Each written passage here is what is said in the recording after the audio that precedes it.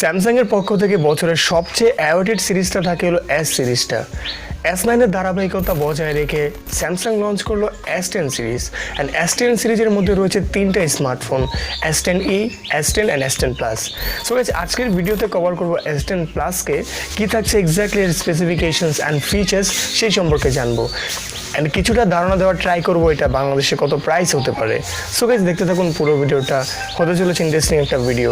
Hey what's up guys, Parvez here and you are watching extra Bangla YouTube channel. So let's start.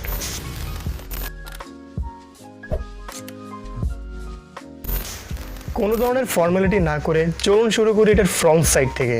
Front সাইডে use করা হয়েছে 6.4 inches QHD plus dynamic AMOLED display, যেটার screen to body ratio থাকছিল 93% and এখানে pixel ডেন্সিটিতে থাকছিল 526 PPI।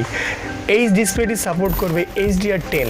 Notch ডিসপ্লের ব্যতিক্রম হিসেবে ইউজ করা হয়েছে পাঞ্চ হোল ডিসপ্লে, যেটা স্যামসাংয়ের ভাষায় বলা হয় ইনফিনিটি ও ডিসপ্লে। এই ডিসপ্লেটা সম্পূর্ণ কার্ভ করা অ্যান্ড থাকছে অ্যালুমিনিয়ামের ফ্রেম। বেশ কয়েকটা কালার কম্বিনেশনে পাওয়া যাবে Samsung Galaxy S10 plus. Protection হিসেবে থাকছিল কর্নিং গরিলা গ্লাস 6 অ্যান্ড থাকছে IP68। অলরাইট, এখন চলে যাই ক্যামেরা সেকশনে। প্রথমে শুরু করি এটার ব্যাক সাইড থেকে। ব্যাক সাইডে দেওয়া হচ্ছে ট্রিপল রেয়ার ক্যামেরা সেটা। প্রাইমারি ক্যামেরা হিসেবে থাকছিল 12 মেগাপিক্সেল, যেটা থাকছে দুইটা অ্যাপারচারের, একটা থাকছিল f1.5 আর একটা থাকছিল f2.4। অ্যান্ড এরপরে যেই ক্যামেরাটা রয়েছে সেটা থাকছিল টেলিফোটো লেন্স হিসেবে, যেটার মাধ্যমে 2x জুম করা যাবে, যেটা থাকছিল 12 মেগাপিক্সেল, যেটার অ্যাপারচার থাকছে f2.4। অ্যান্ড আরেকটি যেটা ক্যামেরা রয়েছে সেটা কাজ করবে ওয়াইড অ্যাঙ্গেল লেন্স হিসেবে, যেটার মাধ্যমে 123 ডিগ্রিতে ক্যাপচার করতে পারবেন পিকচার, যেটা থাকছিল 16 মেগাপিক্সেলের, যেটা অ্যাপারচার থাকছে f2.2।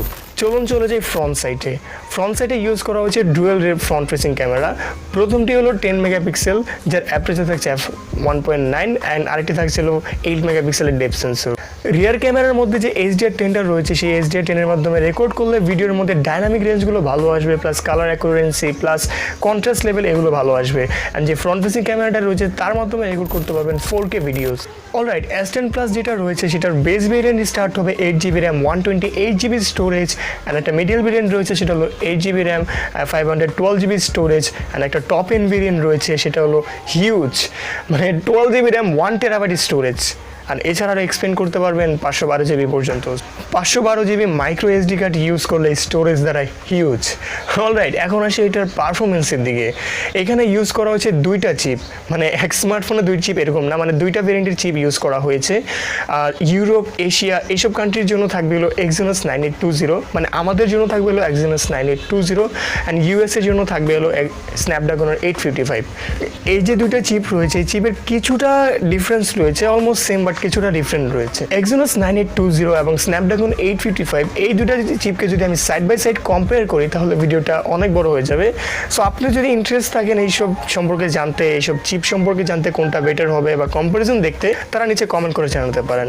অলরাইট, এখন আসলে ব্যাটারির দিকে। ব্যাটারি হিসেবে ইউজ করা হয়েছে 4100 mAh battery with fast charging, with wireless fast charging, with power share mode.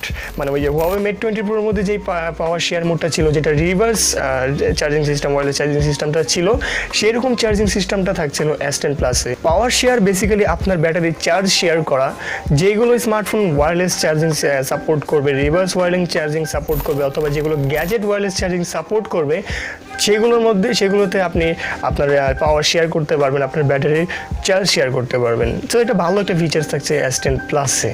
এই স্মার্টফোনের মধ্যে আরেকটা ইন্টারেস্টিং ফিচার্স থাকছে, সেটা হলো আল্ট্রাসনিক ফিঙ্গারপ্রিন্ট সেন্সর, যেটি মোর সিকিউর অ্যান্ড মোর কনভিনিয়েন্ট। আগের থেকে ফাস্ট হবে, আগের থেকে আরও সিকিউর হবে এই আল্ট্রাসনিক ফিঙ্গারপ্রিন্ট সেন্সরটি। এছাড়া এখানে থাকছিল Android 9 অ্যান্ড তাদের নিজস্ব নতুন UI, যেটা One UI, সেটা ইউজ করা হয়েছে স্যামসাং গ্যালাক্সি S10 প্লাসে। সো গাইস, এই ছিল কিছু স্পেশাল স্পেসিফিকেশনস যেগুলো থাকছে স্যামসাং গ্যালাক্সি S10 প্লাসে। অ্যান্ড আপনি যদি এই স্মার্টফোন সম্পর্কে আরও বিস্তারিত জানতে চান বা আরও কোনো স্পেসিফিকলি বিষয়ে জানতে চান, তাহলে সেটি নিচে কমেন্ট করে জানতে পারেন যে আপনি কোন বিষয়ে জানতে চান, সেটি নিচে কমেন্ট করতে পারেন।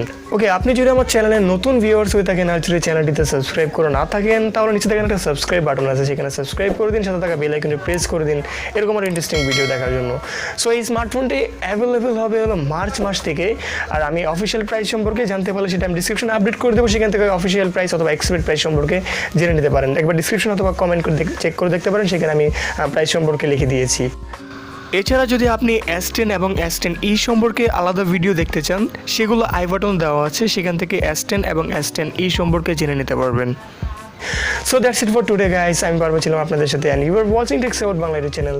Thank you for watching.